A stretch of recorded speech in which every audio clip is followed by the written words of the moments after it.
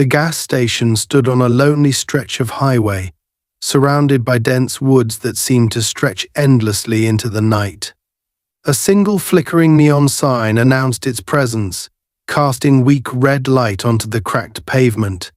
Inside, the hum of fluorescent lights did little to break the oppressive silence, interrupted only by the occasional rustle of leaves outside or the far-off howl of some unseen creature. For most travelers, this place was a pit stop and nothing more a brief pause on their journey to somewhere better. For Lily Thompson, it was a strange combination of safe haven and personal prison. At 17, Lily was used to being alone in the gas station during the late shift.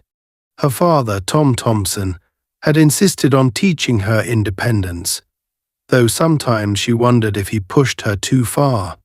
Tom, a retired SWAT team leader, had spent years training her in everything from self-defense to situational awareness, much to her irritation.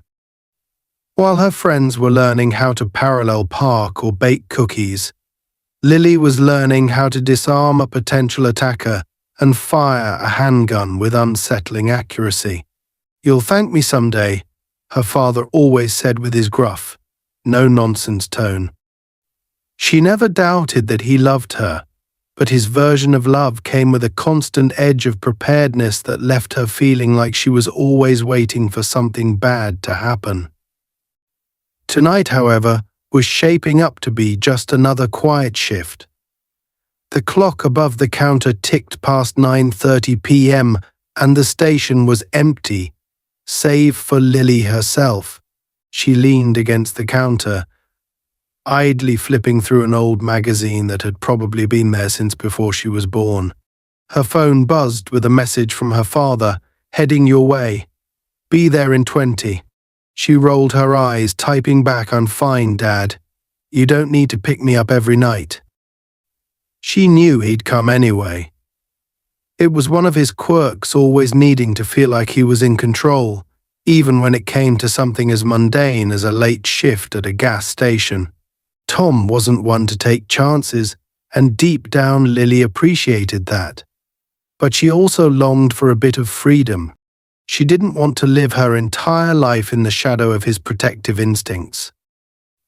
The faint rumble of an engine in the distance pulled her from her thoughts. She glanced up at the darkened road outside, but no headlights appeared.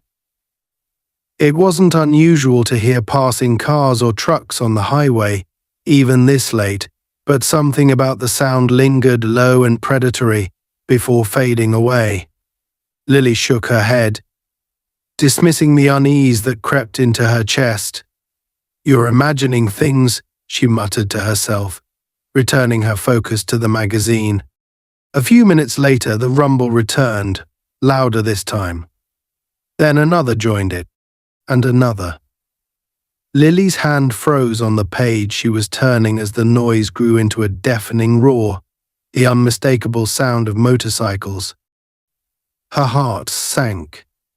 She didn't need to look outside to know what was coming. She'd heard stories about groups of bikers passing through remote areas like this, stirring up trouble wherever they went. She prayed they were just passing by. The roar of engines crescendoed as the motorcycles pulled into the station's gravel lot, their headlights cutting through the darkness like hunting knives. Lily's stomach tightened as she counted 4 bikes, each one ridden by a figure clad in leather and menace. The riders dismounted, their boots crunching on the gravel. One of them, the largest of the group, adjusted his helmet and scanned the station with a slow, deliberate gaze. Even through the glass, Lily could feel the weight of his stare. The group approached the entrance, their heavy boots echoing against the pavement. Lily inhaled deeply, steeling herself. She wasn't defenseless, far from it, but her father's voice rang in her head, "De-escalate first. Fight only if you have no choice." She forced herself to relax her posture, keeping her hands visible on the counter as the door swung open. The leader of the group entered first. He was tall and broad-shouldered, his face weathered and scarred, with a beard that looked like it hadn't seen scissors in years. His leather jacket bore the emblem of a snarling wolf surrounded by flames, the insignia of the Iron Fangs, a gang she vaguely recognized from local news reports. His companions followed, each one exuding the same aura of danger and aggression. "Well, well," the leader drawled, his voice low and gravelly. "Looks like we've got ourselves a little night owl. What's your name, sweetheart?" "Lily," she replied, keeping her voice steady. "Can I help you with something?" "Yeah," another biker chimed in, grinning as he leaned against a rack of chips. "You can help us by handing over the keys to that little room back there. We've got a situation." Lily's eyes flicked to the back room door, where the station's first aid supplies were kept. "If you're hurt, I can get you a first aid kit," she offered cautiously. The leader chuckled, a sound that was anything but friendly. "Oh, we'll be getting what we need. Don't you worry about that." Before she could respond, one of the bikers stepped closer, his eyes narrowing as he examined her. "What's that around your neck?" he asked, nodding toward the silver locket she wore. Reflexively, Lily reached up to touch it. "Just a necklace," she said, her voice tightening. "Doesn't look like just a necklace," the man said, his tone shifting to something darker. "Looks old. Valuable. Why don't you let me take a closer look?" "No," Lily said firmly, taking a step back. The biker's grin faded, replaced by a scowl. The tension in the room thickened, and Lily's hand itched to reach under the counter, where her father had insisted she keep a small can of pepper spray. But before the situation could escalate further, the faint crunch of gravel outside made her heart leap. Tom Thompson stood in the shadows just beyond the station's windows, his silhouette barely visible. His eyes scanned the scene inside, taking in every detail with the precision of a seasoned operator. He saw the way the bikers moved, the subtle hierarchy among them, the way the leader stood slightly apart, commanding without words. He noticed the slight bulge in one biker's jacket that suggested a concealed weapon, and the nervous energy of the youngest member, who kept glancing toward the door. Tom's jaw tightened. He hadn't anticipated trouble tonight, but years of SWAT training had taught him to be ready for anything. Slowly, he reached into the back of his truck and retrieved a small, nondescript case. Inside was a compact rifle, carefully maintained and loaded with non-lethal rounds. He didn't want to kill anyone, not yet. Anyway, but he wasn't about to let these men hurt his daughter. Back inside, Lily's pulse raced as the leader leaned closer, his voice dropping to a whisper. "You're going to do exactly what we say, sweetheart. Otherwise, things are going to get unpleasant." Unbeknownst to the bikers, their every move was being watched, and Tom Thompson was already calculating his next step. The air inside the gas station grew heavier with each passing second, the tension wrapping around Lily like a noose. The leader of the bikers, whose jacket bore the name Slade stitched in jagged red letters, leaned his elbows casually on the counter, his dark eyes never leaving hers. Behind him, the other bikers loitered with the lazy menace of predators toying with their prey. The youngest of the group, a wiry man with nervous energy to spare, paced near the door, glancing outside every few seconds as though expecting trouble. Slade tilted his head, his voice a low rumble. "You're going to open that back room for us, Lily. No questions, no attitude. Just grab the key and unlock the door. Nice and easy." Lily's heart pounded against her ribs. She forced herself to stand her ground, gripping the edge of the counter until her knuckles turned white. "What's in the back room is just basic supplies," she said, trying to keep her voice steady. "Bandages, disinfectant, that kind of thing. I'll grab whatever you need, but I'm not letting you back there." Slade's smile faded, replaced by a cold, calculating stare. "You think this is a negotiation?" "You're in no position to make demands, sweetheart." One of the other bikers, a stocky man with a shaved head, snorted. "Why are we wasting time? Just grab her and get the damn key." The word sent a shiver down Lily's spine, but she didn't move. Her father's voice echoed in her mind. "Stay calm. Fear gives them control. Make them think you're stronger than you feel." Slade straightened, his large frame casting a shadow over her. "You've got guts. I'll give you that. But guts don't mean much when you're outnumbered." His tone was casual, almost conversational, but the threat in his words was unmistakable. He reached across the counter, his hand closing around the locket at her throat. "Let's start with this." Lily flinched, instinctively stepping back, but Slade yanked the chain, snapping it loose. He held up the locket, examining it with a smirk. "What's this?" "A family heirloom. Looks pretty valuable." "Give it back," Lily said, her voice sharper now. "It's not yours." Slade laughed, a short, harsh sound. "Not anymore, it's not." Outside, hidden in the shadows, Tom watched the scene unfold with a growing sense of urgency. His hands were steady as he adjusted the grip on his rifle, but his mind was racing. He had to act quickly, but a direct assault risked putting Lily in even greater danger. Slade's posture, his calculated movements, and the way the others deferred to him all pointed to a man who thrived on control. If Tom made one wrong move, Slade wouldn't hesitate to escalate. Through the gas station's glass doors, Tom caught a glimpse of the youngest biker, the wire one who had been pacing near the entrance. The man's constant glances outside suggested he was keeping watch, but his body language told a different story. He wasn't just nervous, he was jittery, almost frantic. A weak link. Tom's eyes shifted to the rest of the group, cataloguing their positions and movements with the precision of a man trained to handle the worst-case scenario. The stocky biker was standing near a shelf of motor oil, toying with a wrench he'd picked up. Another biker, tall and lanky with a scar running down the side of his face, leaned against the counter, flipping a lighter open and closed. Slade remained at the center, his calm dominance keeping the others in line. Tom inhaled deeply, his mind running through a dozen scenarios. He couldn't wait much longer. Every second he delayed increased the chances of the situation spiraling out of control. Slipping his hand into his pocket, he pulled out a small device, a military-grade signal disruptor he'd kept from his SWAT days. With a flick of a switch, the device activated, jamming all nearby phone and radio signals. If the bikers were in contact with anyone else, they wouldn't be for much longer. Inside, Slade was growing impatient.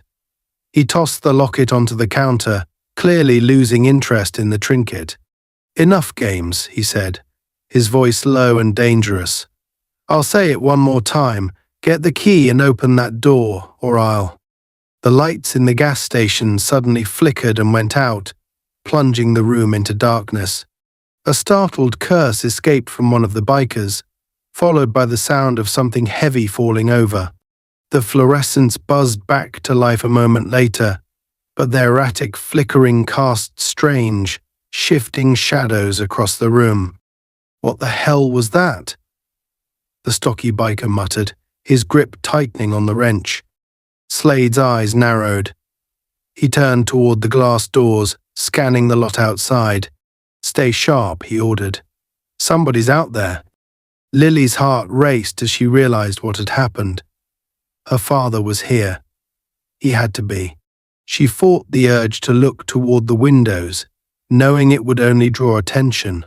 Instead, she focused on keeping her breathing steady, her expression neutral. Slade motioned to the lanky biker with the scar. "Go check it out. Take Junior with you." The scarred man nodded, grabbing the wiry biker by the arm and dragging him toward the door. "Come on," he muttered. Junior hesitated, glancing nervously at Slade before following.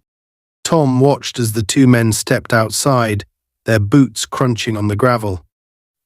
He waited until they were a few paces from the entrance before moving. Silently, he slipped around the side of the building, using the shadows for cover. The two bikers were heading toward the lot, their attention focused on the darkened woods beyond. "You see anything?" Junior asked, his voice trembling. "No," the scarred man snapped. "Keep your eyes open." Tom's movements were swift and precise. He crept up behind Junior, one hand closing around the man's mouth, while the other pressed the barrel of a suppressed pistol to his temple. Junior froze, his eyes wide with fear. "Don't make a sound," Tom whispered, his voice low and calm. "If you do exactly as I say, you'll walk away from this."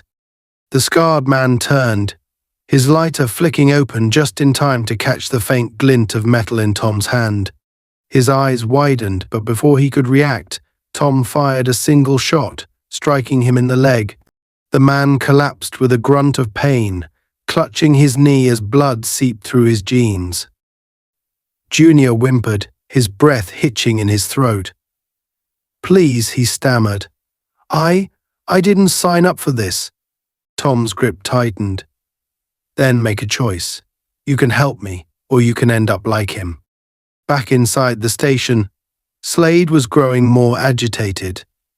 The delay was wearing on his patience, and the flickering lights only added to his unease. He slammed his hand on the counter, making Lily flinch.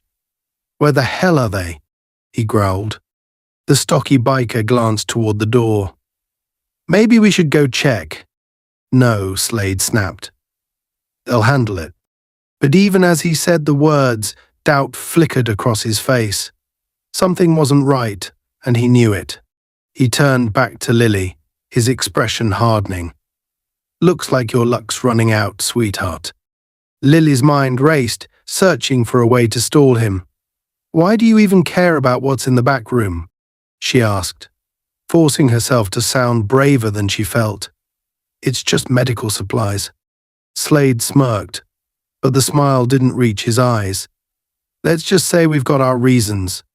Outside, Tom dragged Junior into the shadows, his mind already formulating his next move.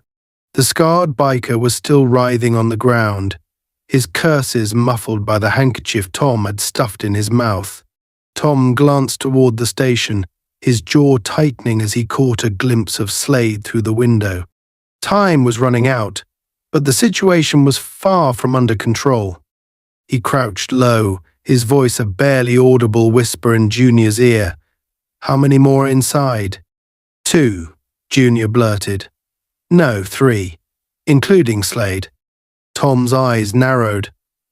"And what's in the bag they brought?" Junior hesitated, his breath coming in shallow gasps. "I don't know for sure. Slade doesn't tell us everything. But it's something big, something important." Tom's grip loosened slightly, and Junior sagged in relief. "Please," the younger man begged. "I just want to get out of here. I don't care about the job. I'll disappear, I swear." Tom studied him for a moment, then nodded. "You'll disappear now." He gestured toward the woods. "Run. Don't stop until you're far away from here, and if I see you again." Junior didn't wait for him to finish. He bolted, disappearing into the shadows without a backward glance. Tom turned his attention back to the station. Slade's patience was wearing thin, and the time for subtlety was quickly running out. With a deep breath, Tom rose to his feet, his rifle at the ready. It was time to finish this. The gas station parking lot had turned eerily silent after Tom's brief encounter with the younger biker and his incapacitation of the scarred one. Inside the building, tension simmered just below the boiling point. Slade paced back and forth, his boots thudding heavily against the tile floor, the sound reverberating like a warning bell in Lily's ears. The other two bikers inside, the stocky one with the wrench and the lanky one flipping his lighter, kept glancing toward the entrance, their unease palpable. The flickering lights did little to dispel the oppressive atmosphere, casting long, jagged shadows on the walls. Slade finally stopped pacing and turned toward the others. "Something's wrong," he muttered, his gravelly voice cutting through the tense silence. Junior and Scarfish should have been back by now. The stocky biker tightened his grip on the wrench, the metal groaning faintly under the strain. "You want me to check it out?" Slade shook his head. "No. If someone's out there, sending more people out blind isn't going to solve the problem. We hold here." His gaze shifted to Lily, who stood stiffly behind the counter, her hands gripping the edges so tightly her knuckles were white. "And we keep leverage." Lily's heart pounded in her chest as Slade's eyes locked onto hers. She could feel the weight of his stare, the cold calculation behind it. He didn't see her as a person, just a pawn in whatever twisted game he was playing. She tried to steady her breathing, forcing herself to remember everything her father had taught her. Stay calm. Think. Use their arrogance against them. Slade leaned forward, planting his hands on the counter as he loomed over her. "I don't know who's out there," he said, his voice low and deliberate. "But they've made a big mistake. And if they think they can get the jump on me, they're dead wrong." Outside, Tom crouched behind an old fuel tanker parked near the edge of the lot, his rifle resting steadily against his shoulder. He could see Slade through the station's large windows, his imposing frame dominating the room. Tom's instincts, honed over years of SWAT training, screamed at him to act. But he knew better than to rush in without a plan. The bikers inside were jittery, sure, but they were also armed, and one wrong move could put Lily in immediate danger. Tom's mind raced as he considered his options. The flickering lights had already sown doubt and fear among the bikers, but it wasn't enough. He needed to escalate the psychological pressure, to make them feel like they were being hunted by something far beyond their comprehension. His eyes scanned the lot, searching for tools he could use to turn the situation further in his favor. His gaze settled on the station's main power box, mounted on the side of the building near the back entrance. It was old and poorly maintained, its casing rusted and the wires inside likely frayed. A small smile tugged at the corner of his mouth. Perfect. Moving with practiced precision, Tom crept toward the power box, keeping to the shadows to avoid detection. The silence of the lot was broken only by the faint rustle of leaves in the nearby woods and the occasional distant cry of a nocturnal bird. Every step was deliberate, his boots making barely a sound on the gravel. When he reached the power box, he pulled out a multi-tool from his pocket and carefully pried the panel open. Inside, the wiring was as deteriorated as he'd expected. Tom studied it for a moment, then pulled out a length of insulated wire from his kit. He worked quickly but methodically, connecting the wire to a specific point in the circuit and running it back toward his position.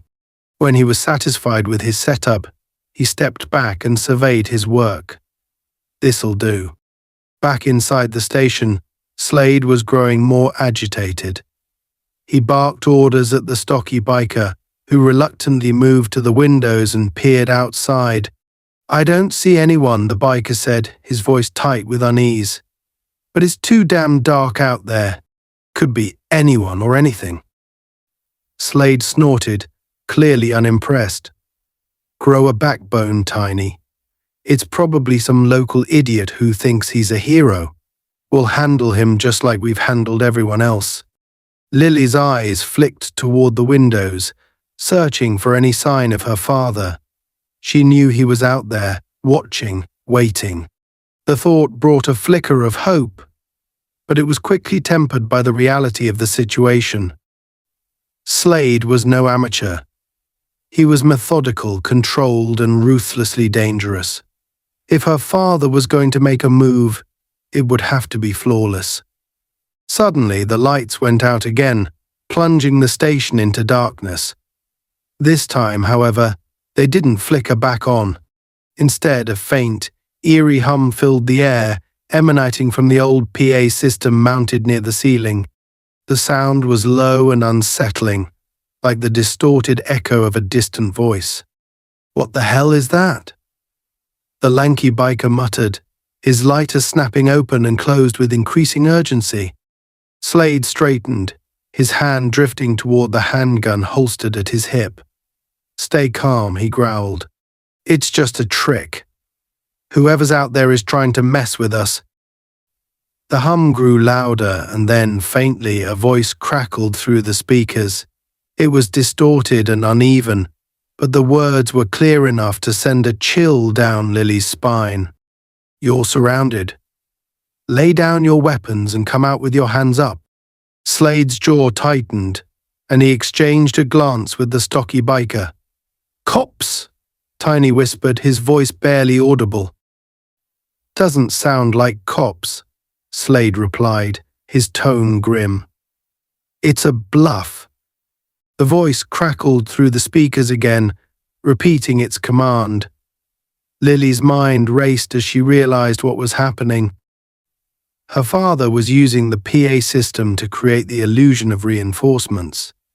It was a bold move, but she knew it wouldn't hold for long. Slade was too smart to fall for it completely. Outside, Tom watched through the windows as the bikers reacted to the ruse. Their movements were tense and erratic, a clear sign that the pressure was starting to get to them. He could see the fear in their eyes, the uncertainty that came with not knowing who or what they were up against. He decided it was time to up the ante. Reaching for the wire he'd connected to the power box, Tom gave it a sharp tug. Sparks flew as the circuit overloaded, and a sudden burst of light and noise erupted from the gas station's old security system. Alarms blared and strobe lights flashed, casting disorienting shadows across the room. Inside, chaos erupted. The bikers shouted over the noise, their nerves fraying further with each passing second. Slade barked orders, trying to regain control of the situation, but the relentless assault on their senses was taking its toll. Lily took advantage of the chaos, inching toward the edge of the counter. Her eyes darted to the fire extinguisher mounted on the wall nearby. If she could just reach it. Slade turned suddenly, his eyes narrowing as he caught her movement. "Stay where you are," he snapped, his voice cutting through the noise. Lily froze, her heart pounding. She could see the tension in his stance, the barely restrained fury in his expression. He was losing control, and he knew it. Before Slade could say another word, the front window shattered with a deafening crash. A smoke grenade rolled into the room, hissing as it filled the air with thick, choking clouds. The bikers cursed, stumbling back as the smoke enveloped them. Tom moved with the precision of a man who had done this 1,000 times before. He breached the entrance with his rifle raised, his silhouette barely visible through the haze. The stocky biker turned toward the sound, his wrench raised, but he never got the chance to swing. A single non-lethal round from Tom's rifle struck him in the chest, sending him sprawling to the floor.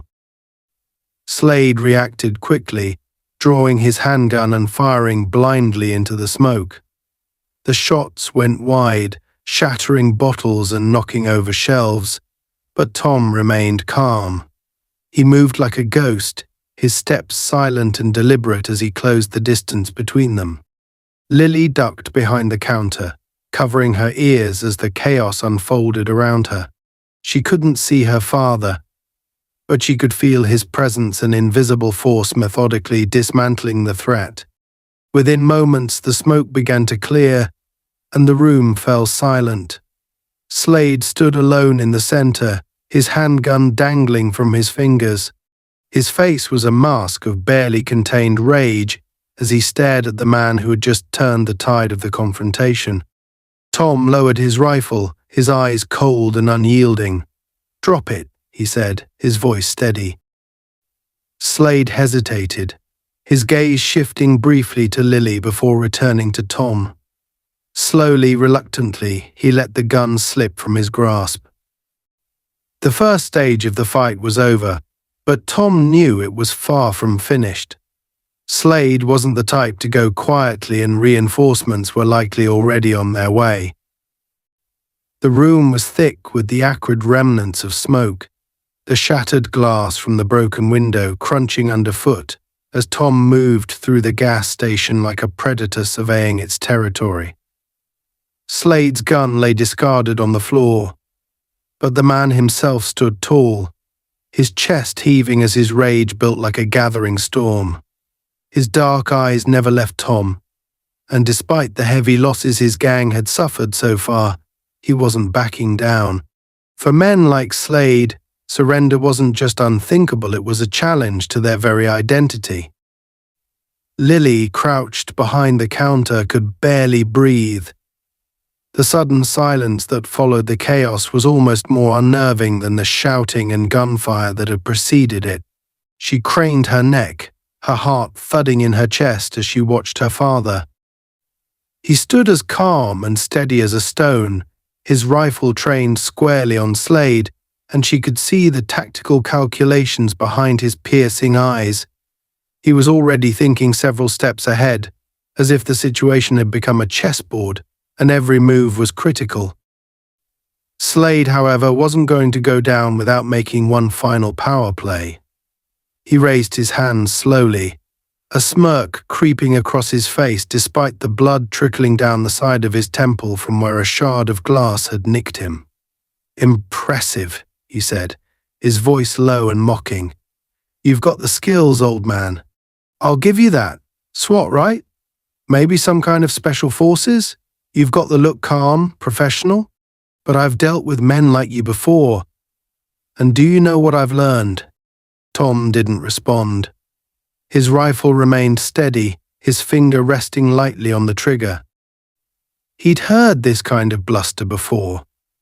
Men like Slade always tried to talk their way into gaining an advantage, to unsettle their opponent with bravado. But Tom wasn't biting. Slade took a step forward, testing the waters. "You're not as in control as you think you are. You've got skills, sure, but you're just one man. And here's the thing about men like you think everything's under control until it's not. My boys are on their way, and when they get here, you're going to wish you'd stayed out of this." Tom's voice was calm, almost quiet, but it cut through the room like a blade. "You won't live long enough to see them if you try me." Slade froze for a fraction of a second, just long enough for Tom to see the flicker of doubt in his eyes. It wasn't much, but it was there. Slade wasn't invincible, he just pretended to be. From her position behind the counter, Lily's mind raced. Reinforcements. Of course Slade had more men on the way. Why wouldn't he? The bikers weren't just a group of drifters looking for trouble, they were part of a larger network. She had no idea how many more were coming, but she didn't doubt for a second that they'd be just as ruthless as the ones who were already here. Tom tilted his head slightly, his gaze never wavering from Slade. "How long?" Slade smirked again. "Long enough for you to regret starting this. Let's just say you've got a little time to think about what's coming. Maybe you should use it to run, old man." Tom ignored the taunt, his mind already working through the possibilities. Time was the key. He needed to know how much of it he had before Slade's reinforcements arrived. He glanced briefly at the other two bikers who were still conscious, the stocky one, Tiny, who was groaning on the floor after taking a hit from the non-lethal round, and the lanky one, who was slumped against a shelf, blood dripping from a shallow graze on his arm. Neither of them looked eager to make a move. "Lily," Tom said, his voice steady and commanding. She flinched at first, but then she rose slowly from her hiding spot behind the counter. Her wide eyes darted between her father and Slade, and she nodded almost imperceptibly, waiting for his instructions. "Go to the back room. Lock the door and stay there." Her instinct was to argue she didn't want to leave him alone with these men, but the look in his eyes left no room for negotiation. He didn't just want her to be safe.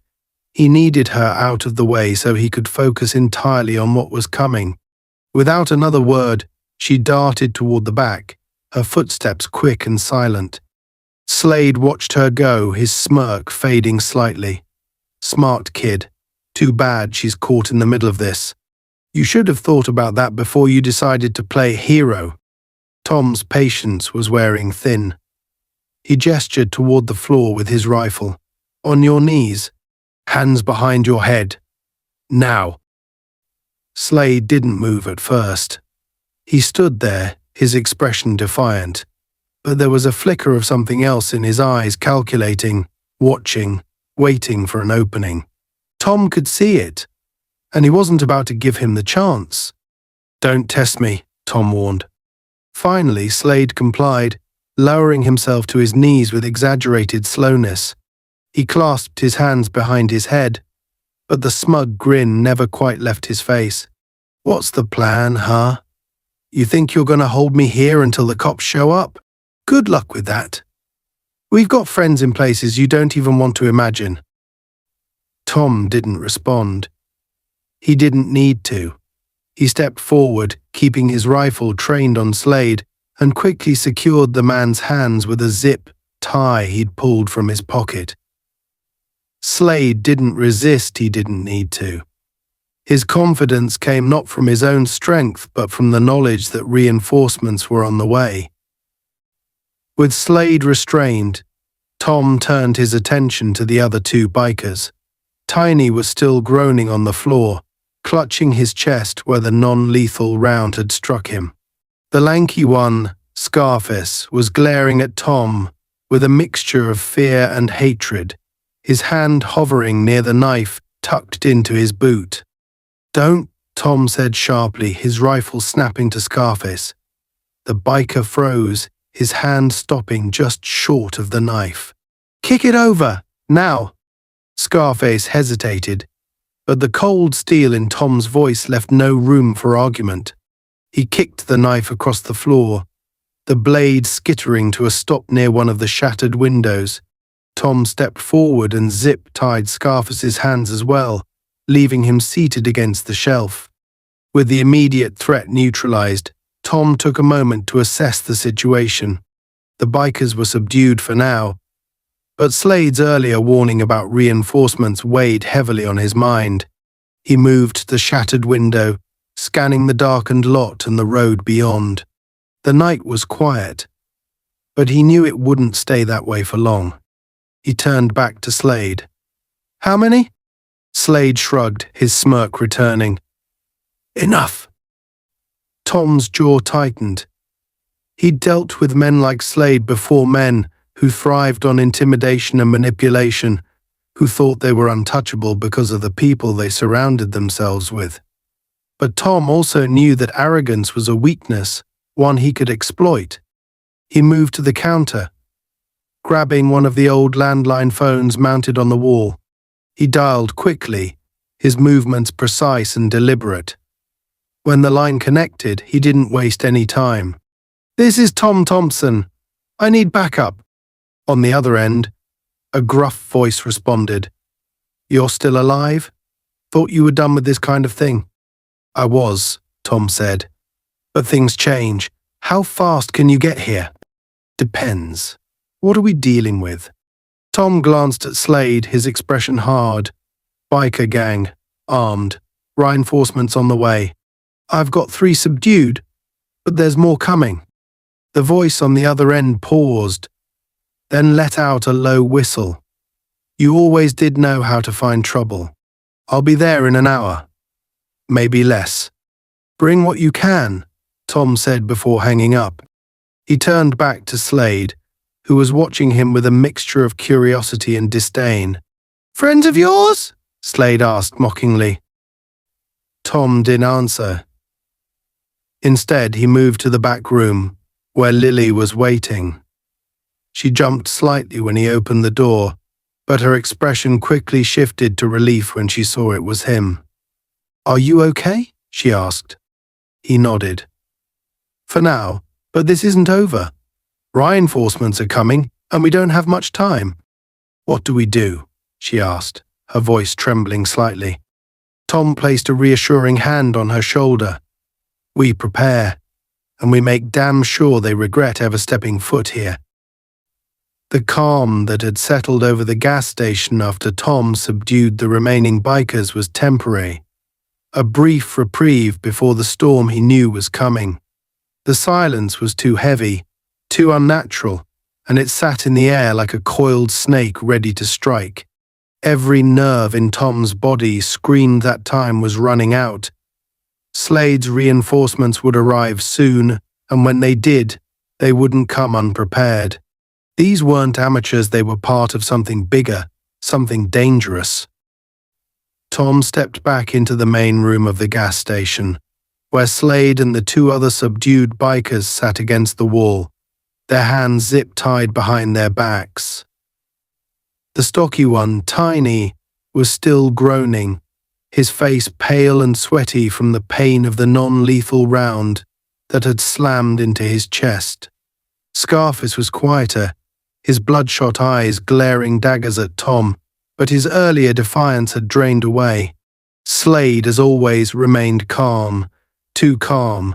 He sat cross-legged, his head tilted slightly as he watched Tom, with an unnerving smirk, the look of a man who knew he still had cards to play.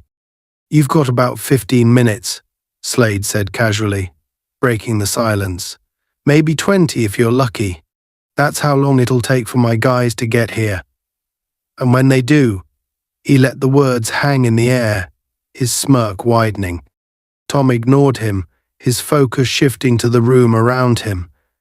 The gas station was old and sparsely stocked, hardly an ideal stronghold. The broken window from earlier had left the main entrance exposed, and the back door to the storage area was flimsy at best. There wasn't much in the way of cover, either just a few shelves stocked with snacks and motor oil, a counter too low to provide real protection, and the occasional support column. If he was going to hold this place, he needed to turn its weaknesses into strengths. Lily emerged cautiously from the back room, her face pale but determined. She held a flashlight in one hand and a first aid kit in the other, her steps quick and deliberate. "I thought you might need this," she said, setting the kit on the counter. Tom nodded his thanks, though his mind was already elsewhere, running through scenarios and calculations.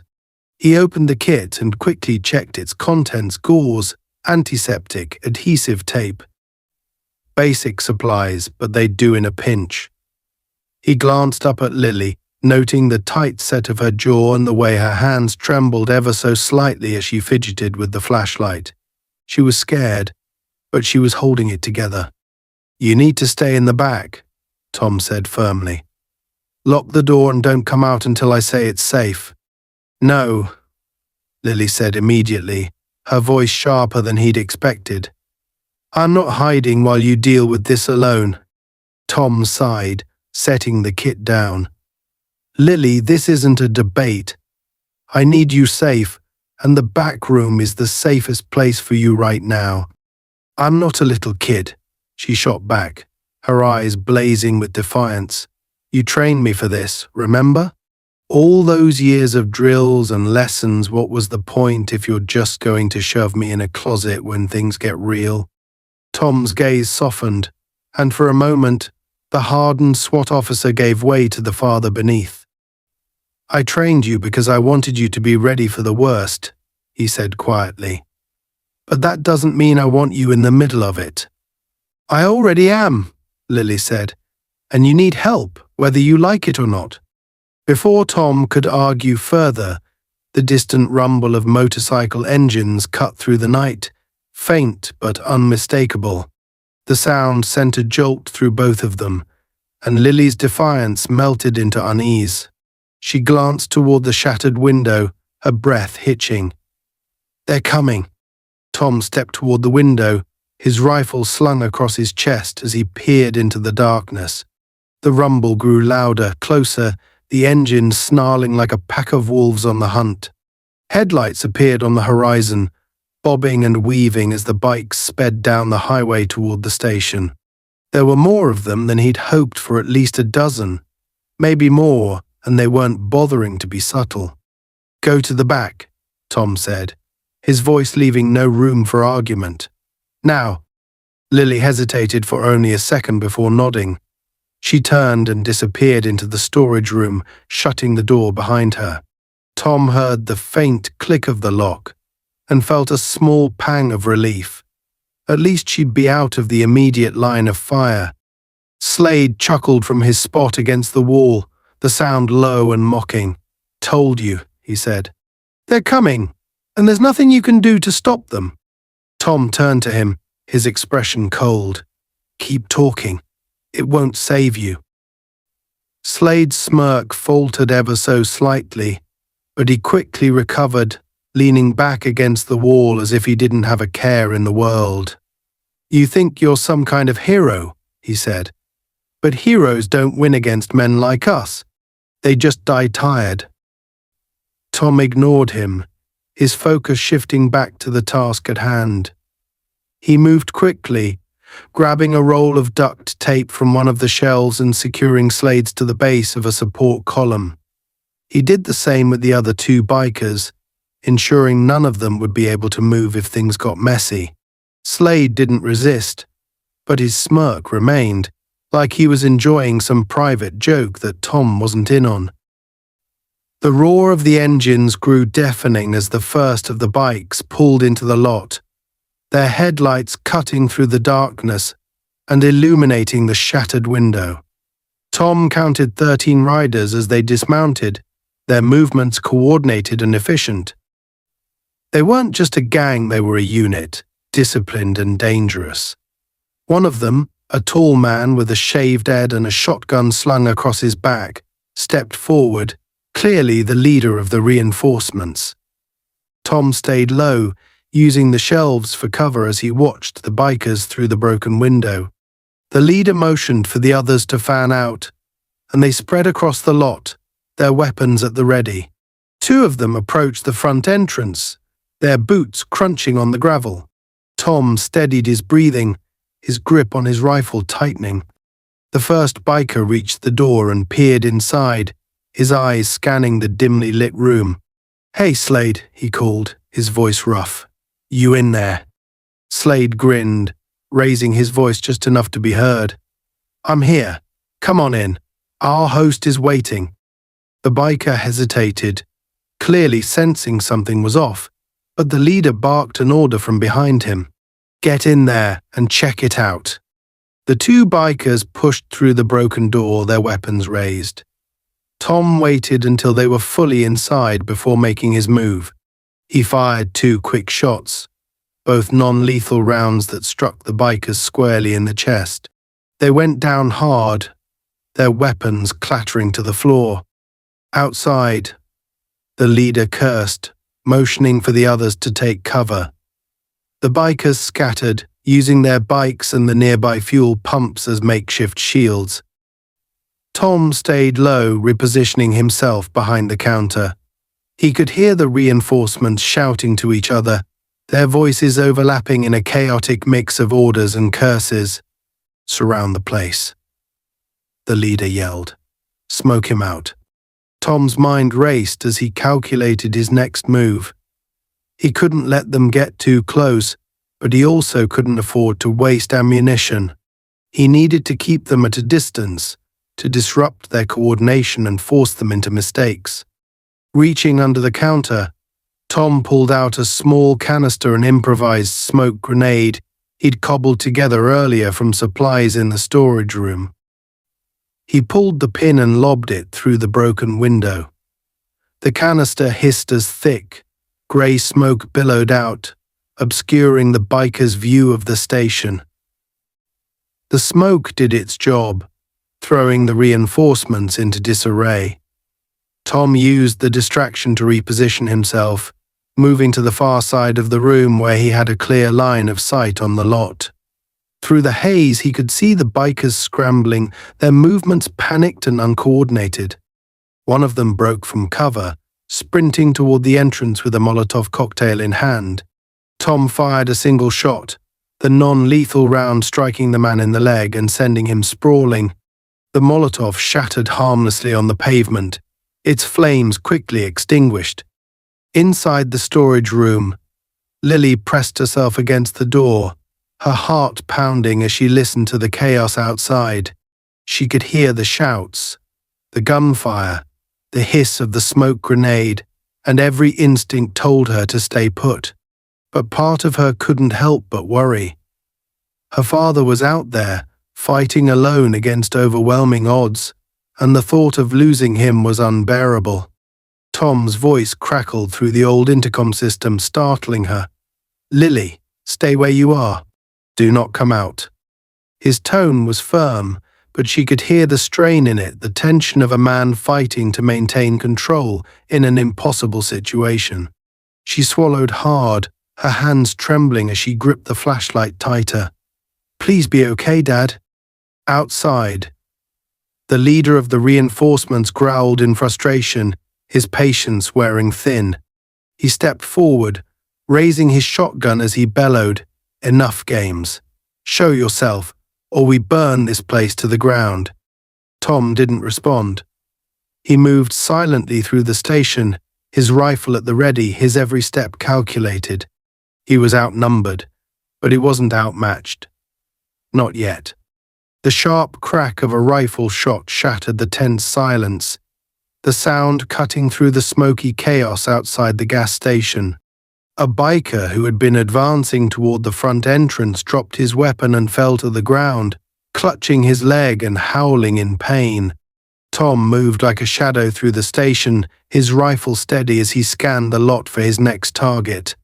Every movement was deliberate, every shot precise. The reinforcements had the numbers, but Tom had the upper hand in tactics and the determination to protect his daughter at all costs.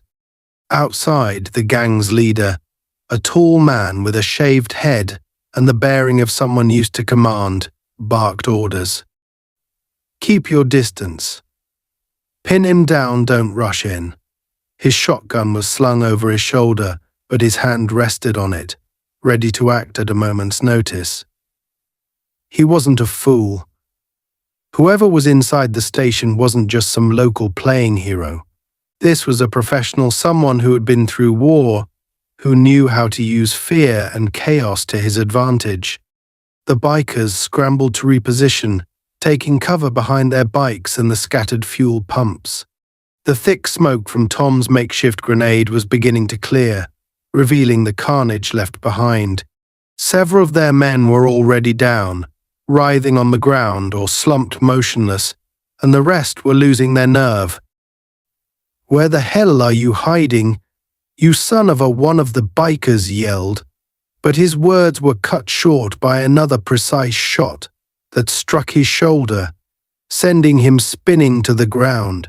The rest of the gang exchanged nervous glances, their earlier bravado rapidly giving way to fear. Inside, Tom crouched low behind a shelving unit, his eyes never leaving the scene outside. He could feel the weight of the situation pressing down on him. The reinforcements weren't just a gang of unruly thugs, they were organized, methodical, and clearly accustomed to violence. But they weren't prepared for someone like him.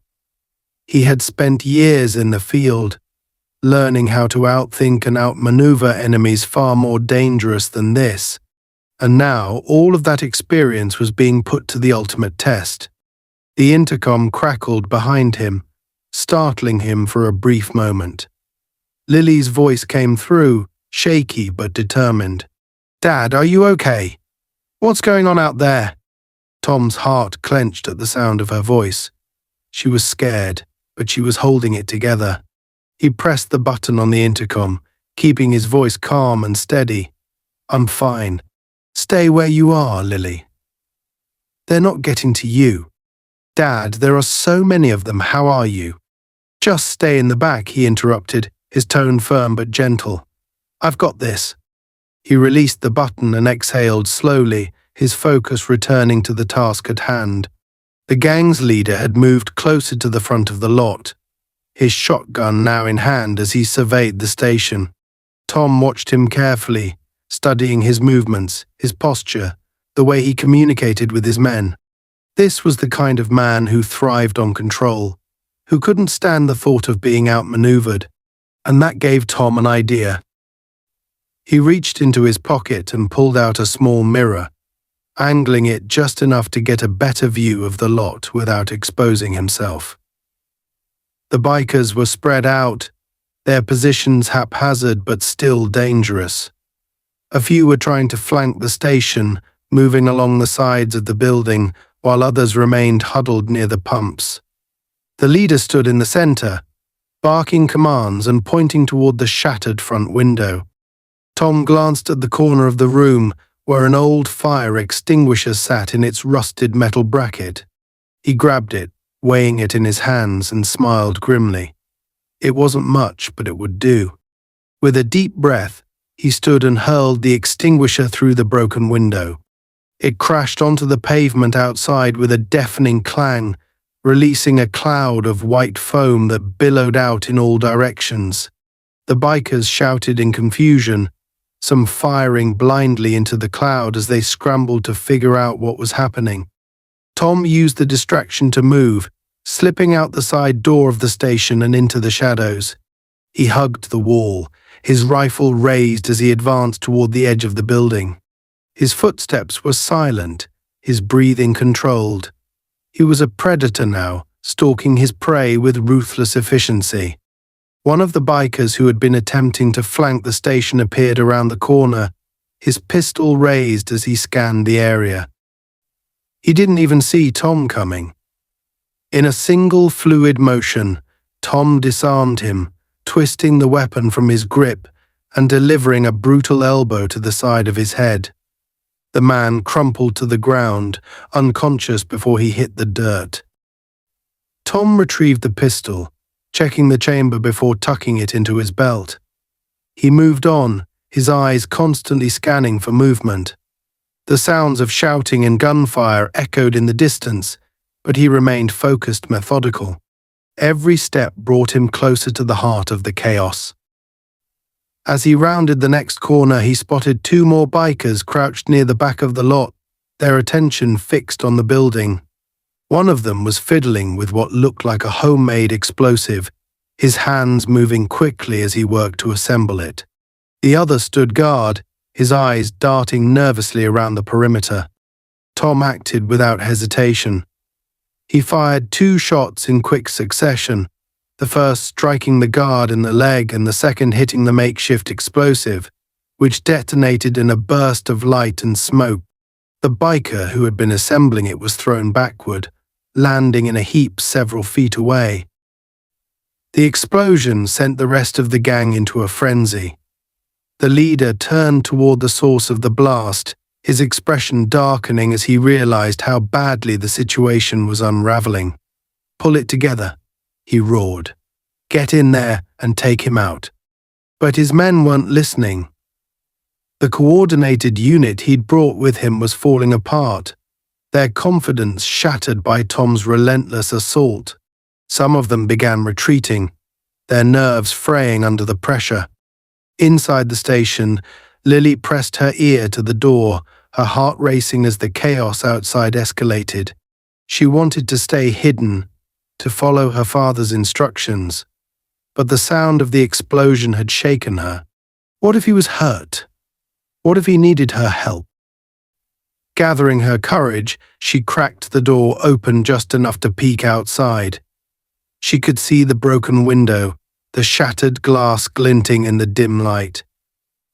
Smoke and dust hung heavy air, obscuring the figures moving outside. She caught a glimpse of her father, his silhouette sharp and commanding as he moved through the lot. Her chest swelled with a mixture of fear and pride. He was holding them off. He was doing what he always did, protecting her. But then she saw something else. One of the bikers, who had been lying low near the pumps, had circled around and was creeping toward the side door of the station. He held a knife in one hand, his movements silent and deliberate. Lily's breath caught in her throat as she realized his intention. He was going after her father. Without thinking, she grabbed the flashlight and stepped out of the storage room, her movements quick but quiet. She kept to the shadows, her eyes locked on the biker as he advanced. When she was close enough, she raised the flashlight and brought it down with all her strength, the heavy metal casing connecting with the back of the biker's head. He stumbled, his knife clattering to the ground, and she hit him again, sending him sprawling. Tom heard the commotion and turned, his rifle snapping to the ready. When he saw Lily standing over the fallen biker, his heart skipped a beat. "Lily," he barked, rushing toward her. "What are you doing out here?" "He was going after you," she said, her voice trembling but resolute. "I couldn't just." "Get back inside," Tom said, his tone firm but not unkind. "Now." Lily hesitated for a moment, then nodded and retreated to the storage room, locking the door behind her. Tom watched her go, his chest tightening with a mixture of relief and frustration. She was brave, too brave for her own good. But there was no time to dwell on it. The fight wasn't over yet. The gang's leader had seen enough. He stepped into the open, his shotgun raised as he shouted, "Enough of this. You want me? Come and get me." Tom didn't hesitate. He stepped into the open, his rifle trained on the man. The two of them locked eyes, the tension crackling between them like a live wire. This was it, the final showdown. The leader smirked, his finger tightening on the trigger. "Let's see what you've got, old man." Tom didn't respond. He didn't need to. In a single, fluid motion, he fired, the non-lethal round striking the leader square in the chest. The man staggered, his shotgun falling from his grip as he hit the ground with a grunt. It was over. The reinforcements had been neutralized, their leader subdued, and the gas station stood silent once more. Tom lowered his rifle, his body tense as he scanned the lot for any remaining threats. When he was satisfied that the danger had passed, he exhaled slowly, his shoulders sagging with exhaustion. Inside the storage room, Lily leaned against the door, her heart still racing. She didn't know how her father had done it, but he had. They were safe for now. The first light of dawn crept over the horizon, painting the gas station in pale shades of gold and grey. The smoke had cleared, the chaos had subsided, and the lot now lay silent except for the faint rustle of wind through the nearby trees. Tom stood in the middle of the carnage, his rifle slung over his shoulder, surveying the aftermath with a weary but focused gaze. The air was heavy with the smell of burnt rubber, spilled fuel, and the metallic tang of blood. The gang's reinforcements were either incapacitated or had fled. Those who remained groaning and nursing their injuries were Zip, tied to the sturdy posts of the gas station's awning. Slade sat among them, his expression unreadable, but his silence spoke volumes.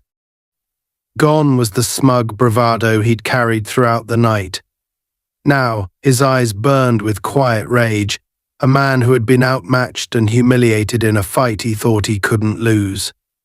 Tom knelt beside the gang's leader, the tall man with the shaved head and shotgun who had been the last to fall. The man was conscious, barely, and glared up at Tom with bloodshot eyes. "You have no idea what you've done," he rasped, his voice raw from shouting commands during the fight. Tom said nothing.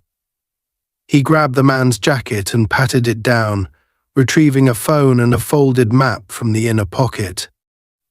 He unfolded the map, his sharp eyes scanning it quickly. It was marked with several points along the highway, places where the gang had likely established other outposts or supply routes. One of the marks was circled in red, just a few miles from the gas station. Tom made a mental note of it before tucking the map into his own pocket. "You think this ends here?" The leader continued, coughing as he tried to sit up. You've just made enemies you can't handle. People who'll make you and that little girl of yours disappear without a trace." Tom's eyes narrowed, his expression cold and unyielding. He grabbed the man by the collar and pulled him closer, his voice a low growl. "If they come, they'll meet the same end as you. And if you so much as look in her direction again, I'll make sure you don't live to regret it." The leader's defiance wavered for the first time, replaced by the flicker of something Tom recognized: fear. He released the man with a shove, letting him slump back against the post.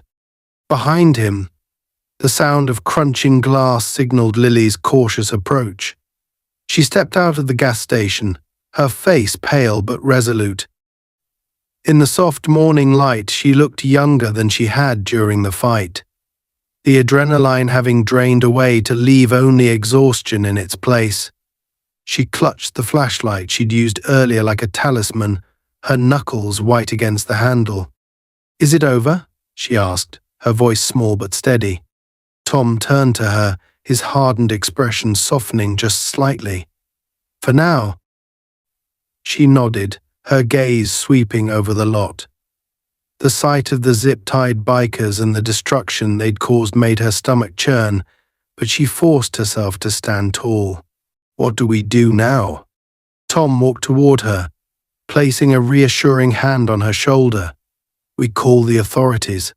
This is bigger than a few punks causing trouble.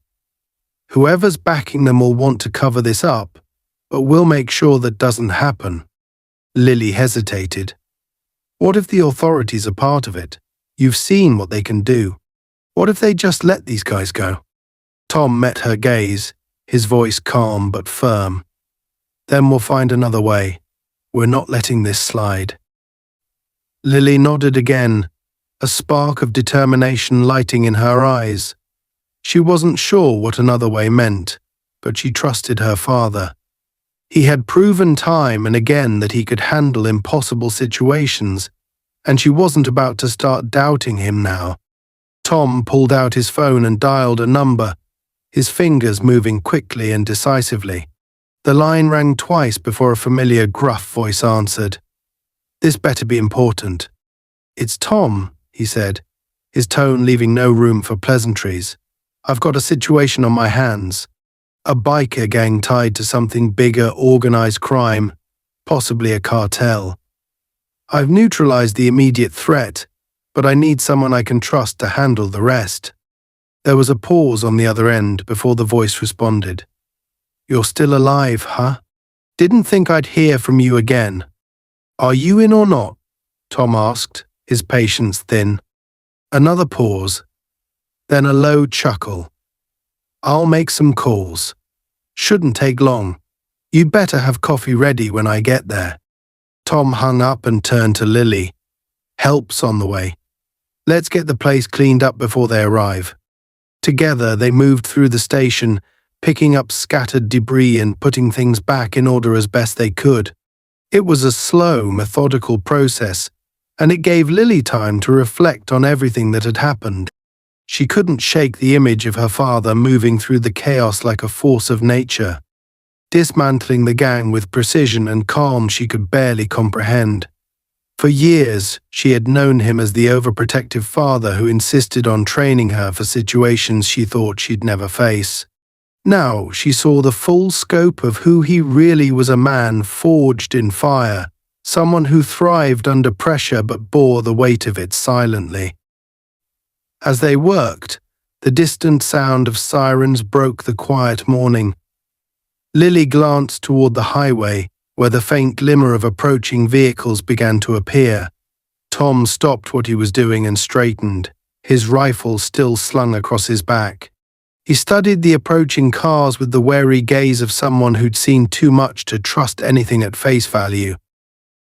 3 SUVs rolled into the lot, their dark windows gleaming in the morning sun. They didn't bear police markings, but the precision with which they moved little doubt that these weren't ordinary law enforcement officers. Tom's hand drifted toward his sidearm instinctively, but he didn't draw it. He waited, his stance rigid but calm, as the vehicles came to a stop. The driver's side door of the lead SUV opened, and a man in his late 40s stepped out, his build stocky and his face weathered. He wore a simple leather jacket over a plain shirt, but the way he carried himself spoke volumes. This was a man accustomed to command, someone who knew how to navigate dangerous situations. He took one look at Tom and smirked. "Still stirring up trouble, I see," the man said, his voice gravelly but not unkind. Tom didn't relax. "Carter, I need this handled clean. No loose ends." Carter raised an eyebrow, glancing at the zip-tied bikers and the devastation around the station. "Looks like you already handled most of it." "What are you calling me for?" "Because this doesn't end here," Tom said. "These aren't just bikers, they're a part of something bigger. I need to make sure they stay off the grid until I can figure out exactly what we're dealing with." Carter nodded slowly, his expression thoughtful. "Fair enough. My team will take it from here. You're clear to go." Lily stepped up beside her father, her gaze wary as she studied Carter and the men emerging from the other SUVs. "Who are they?" she asked quietly. "Old friends," Tom replied, though his tone suggested the term was used loosely. "They'll clean this up." Carter motioned to his men, who began moving with practiced efficiency, securing the bikers and loading them into the vehicles. Slade was the last to be taken, his eyes burning with hatred as he was dragged to his feet. He didn't speak, but the look he gave Tom said everything he couldn't put into words. This wasn't over, not for him. Tom watched as the SUVs pulled away, disappearing down the highway. The gas station lot was finally empty, save for the two of them. Lily let out a shaky breath, her shoulders sagging as the adrenaline drained from her system. "Is it really over?" she asked. Tom looked at her, his expression softening. "For now," he said. "But there's more to this than what happened here. We'll need to be ready." Lily frowned, her fingers tightening around the flashlight she still held. "Ready for what?" Tom glanced toward the horizon, where the sunlight had begun to burn away the lingering shadows. "For whatever comes next." The gas station stood quiet and still as they gathered their things and prepared to leave. It wasn't the end of their fight, but it was a victory, a hard-won reminder that they could face the darkness together, no matter how overwhelming it seemed.